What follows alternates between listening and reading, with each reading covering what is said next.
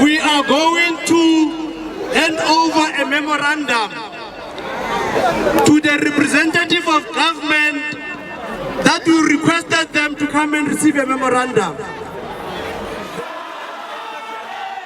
A powerful display of unity on our streets. Hundreds of scholar transport operators down tools to march peacefully towards the Department of Roads and Transport.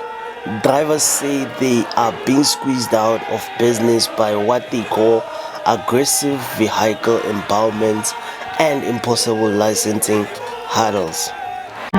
So baba nawo omunye uthapha abantwana yeah yithi basihlukumeza benzani baba bathi basifuna ama-permit basifuna yonke lento basifuna nama-police clearance yonke lezinto basifuna nama-insurance angazi imali yama-insurance izoyitholaphi ngoba la asebenzela khona imali yethu inkani kakhulu. So baba when this march follows weeks of tension.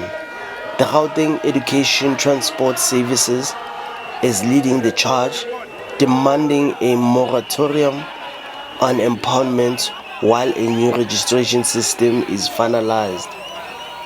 The memorandum was officially handed over to MEC Kedibone Diale. We are receiving your memorandums today, and we are saying 14 days is a long time. This issue is urgent because it involves children and our children's lives. So we are going to respond to this memorandum as the Gauteng provincial government tomorrow.